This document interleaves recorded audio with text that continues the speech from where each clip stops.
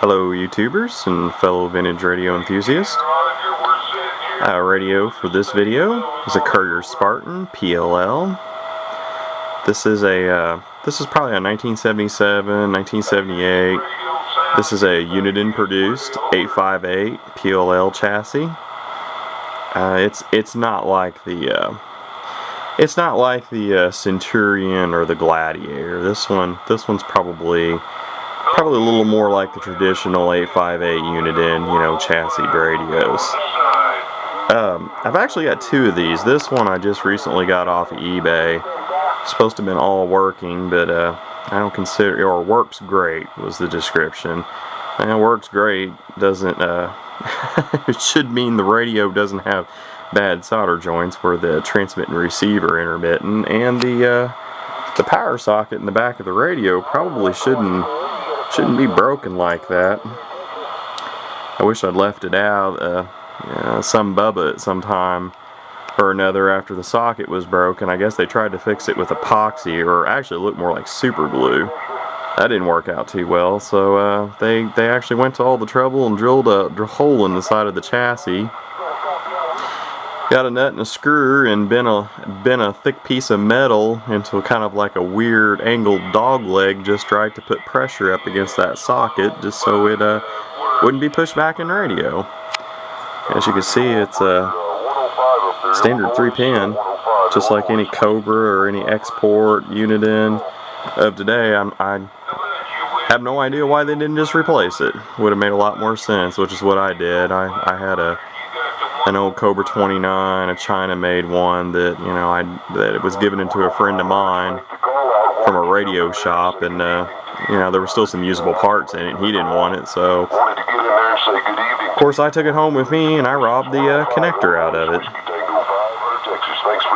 Anyhow, I've got the radio on 38 lower sideband. There's a little bit of DX tonight, not a lot. I'm on the Omni. Most of what I'm hearing is I think Florida and Texas. Get out there and do you some DX in there. 105 Illinois, Whiskey Tango 500, Badlands of Texas, sitting down listening. Yeah, that's Texas there, Badlands of Texas. I don't know where the 105 in Illinois is. He's somewhere in my area, but apparently pretty far away. He's not very strong on me. I have it, like I said, I have another one of these. I've played with it a little more. I wanted to get another one mainly because somebody had cut all the wires on the phono jack on it, and yeah, that's not the right mounting bracket. I don't have a correct mounting bracket for these radios, unfortunately. That's hopefully something I'll run across someday. It's just a regular DX bracket I've just engineered to work for now to make a bit, a stand for the radio. Anyways, I wanted another one of these that was working, so I could figure out, put the monstrosity of a mess in that other one. The other one receives, but of course won't transmit because they cut all the wires off the phono jack, and looks like they clipped some of them to the board too that runs to the phono jack. So I couldn't really tell, there wasn't enough left for me to tell what goes where, and I didn't have the SAMs on it. This radio sold pretty inexpensively and was supposed to work completely, which it did mostly work, but yeah, there's still some issues that should have been mentioned and not just listed as works great. But overall, I'm fairly satisfied.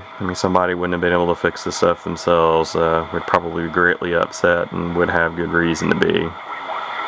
But anyways, hopefully via this one, sometime when I feel well enough to do it, I'm gonna try to put the other one, piece the other one back together. It actually looks a little nicer than this radio. It is pretty full featured. I kind of like how the SRF meter in these is a vertical up and down meter instead of the regular horizontal. It's got CBPA. Noise blanker on and off. DX local is just a 2-position RF gain, and it does attenuate the receive quite a bit whenever you put it on local. Volume on off.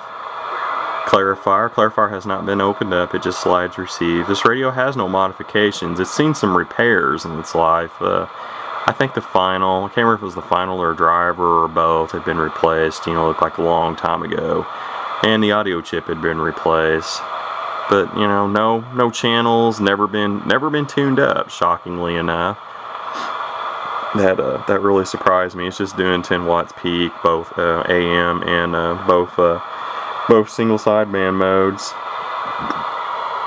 Squelch mode selector, and this is an early 40, of course, being an 858, but it has mechanical dial readout. It's kind of hard to tell what channel you're on this one. It's the way the single bulb lights up behind the numbers, it makes it pretty rough. And for very little DX9, it's pretty sporadic and kind of weak. That's that same station in Texas. Like all these 858 Unidens, seems to have a good receiver. I've played with it. This will be the second day. Well, not full day, but like I said, the other one I have, I've you know, sat here on the bench and used it as a receiver off and on, and it's always impressed me. You know, all these 858s, if they're working right, they've always impressed me. Cases are scratched up. You know, nothing real severe, but I mean, it's, you know, it's an older radio. I mean, it's 30 plus years old now.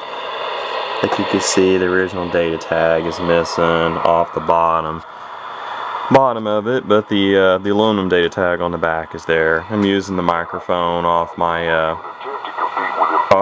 Courier Centurion on it. This one came with a mic. It looked like it was probably one of the older Cobra sideband, you know, mics, because it had a molded 90-degree, you know, phono plug on it, but the decal excuse me, the decal was completely missing off the mic, and it's so filthy dirty. I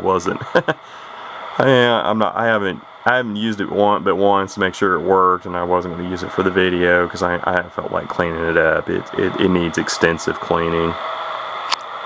Let's see if I can find a little bit of AM traffic so you can hear the AM.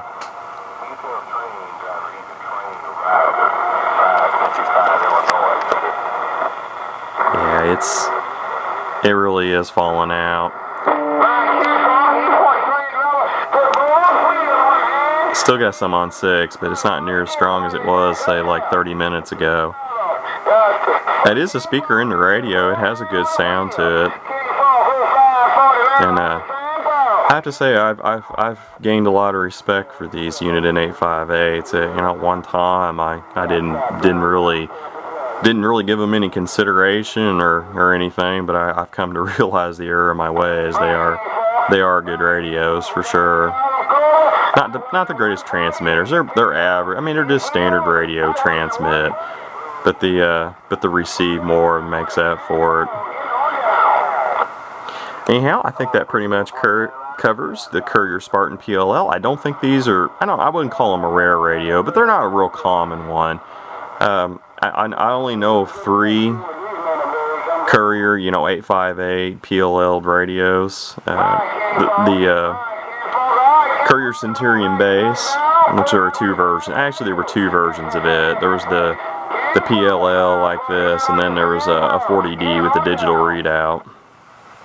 Then there was the Gladiator. I think the model on it was Gladiator PLL, if I remember correctly. That was the extremely huge 40-channel, you know, sideband Courier. It was an 858 also. I think that one's identical internally to the Centurion base. And then there was this one. I guess this was the lower model of the 3 choices. It's got a little bit less features, and it's the more traditional Uniden 858 chassis. Anyhow, like I said, not rare, but probably uncommon. Good performing radio, in my honest opinion. I think that'll do it for this video. I've already rattled on way too long. Operator Paul, 262, saying 73s, everybody.